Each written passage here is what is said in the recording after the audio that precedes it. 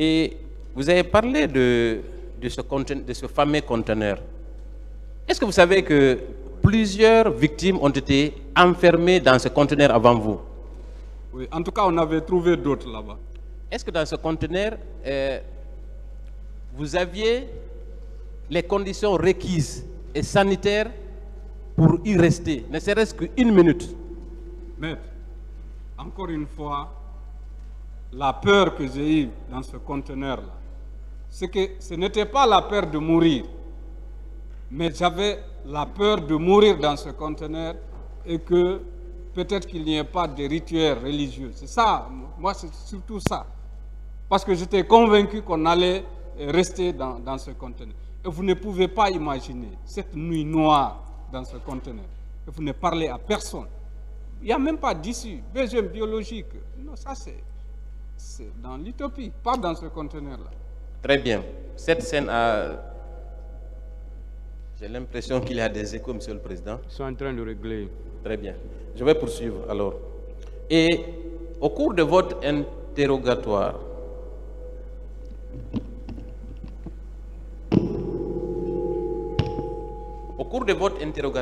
est-ce qu'on vous a infligé des tortures? Est-ce qu'on vous a battu? Parce que vous dites avoir été soustrait de ce conteneur et vous êtes resté avec cet enquêteur-là pendant des heures. Est-ce qu'on vous avait infligé des coups et des tortures? Non, avec ces enquêteurs-là, pour être juste, c'est qu'il y avait des menaces et il fallait, vaille que vaille, donner des noms. Mais ceux-ci ne m'avaient pas battu. Est-ce que les noms dont il était question, est-ce que vous pouvez les citer? Ou bien vous voulez les garder par... Il y avait des narcotrafiquants, il y avait un leader politique qui revenait souvent dire que c'est lui. Et il voulait vaille que vaille qu'on dise que c'est lui. Très bien. Voilà. Et le lendemain, est-ce que le colonel Thieboro, après cette nuit mouvementée, vous a permis d'obtenir des soins volontairement? Non. Encore une fois, quand je suis arrivé au niveau de la cellule, j'ai appelé l'OGDH. J'ai communiqué les noms. Les choses ont commencé à être plus sérieuses, si vous voulez, aux yeux de la gente d'alors. Et d'ailleurs, je précise que les travaux du pont 8 novembre, le gouvernement français, c'est vérifiable, avait même suspendu les travaux. Voyez-vous, donc ils ont compris que ce n'était pas des jeunes anodins qui étaient à la maison des jeunes. Après, il est venu aux environs de 15 heures, il a ordonné que nous envoie pour des soins, soi-disant soins. Sauf que il était d'abord passé dans un média, ou en tout cas répondant à une question d'un journaliste, il a dit non, je leur ai sauvé la vie. Voyez-vous, mais ceux qui nous ont envoyés au niveau de Cheassi Donka, encore une fois, ils nous ont infligé la torture là-bas. Parce qu'il fallait regarder le soleil, avec tout ce que vous voyez comme patients qui viennent ainsi de suite, avec des mots, voyez-vous. Et il a fallu encore une fois l'arrivée du colonel Jacques, difficilement, et par après, on a eu le salut quand M. Koutoubou Sano est arrivé. Est-ce que vous savez que le colonel Thieboro était un habitué des faits? D'abord, il participe, il crée le malheur des gens, et ensuite il s'érige en sauveur. Est-ce que vous savez que même les leaders politiques, il s'est érigé en sauveur aussi? Oui, j'ai suivi le témoignage, en tout cas des gardes rapprochés des leaders dont il avait dit qu'il avait sauvé, qui ont rejeté en bloc cela. Est-ce que vous le considérez aujourd'hui comme un sauveur ou bourreau? Non, entre les deux, vous choisissez quel terme? Colonel Thieboro, sauveur. Non, sauveur. Est-ce que vous comprenez sa capacité de métamorphose? Non, c'est pour cette raison, ça m'a poussé même à livrer ma part de vérité. Quand je lui ai entendu, parce que pour moi, nous devons tous nous munir de certaines valeurs, certaines éthiques. Face à même à certaines situations, moi je pense que pour sortir, il faut sortir avec l'honneur. Peut-être, moi j'aurais compris qu'ils viennent reconnaître les choses. Moi j'aurais, là où je suis, dire que il y a une sorte de remise en cause. Voyez-vous? Mais quand je l'entends dire, ça ne me ressemble pas, ça ne me ressemble pas.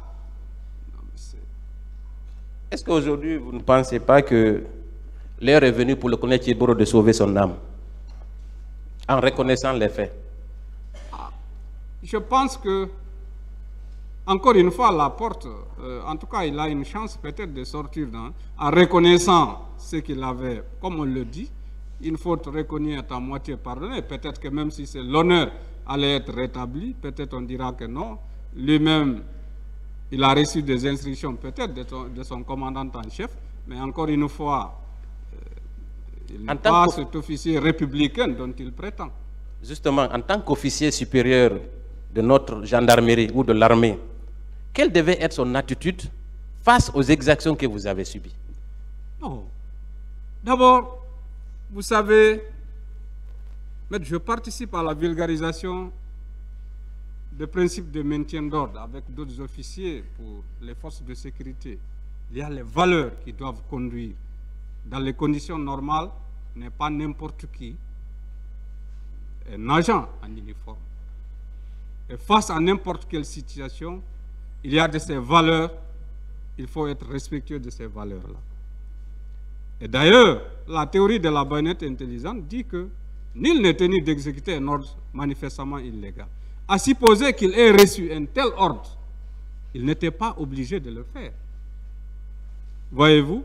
Sauf que, à ce niveau-là, celui qui exécute cet ordre manifestement illégal, et lui, et celui qui a donné l'ordre, sont tous pénalement responsables. Ça, c'est une exception en termes juridiques. Vous le savez combien de fois, les exceptions en termes juridiques sont précieuses. Très bien. Maintenant, voilà. Pour finir, est-ce que, avec le recul, le colonel Thieboro a incarné ses valeurs au moment des faits?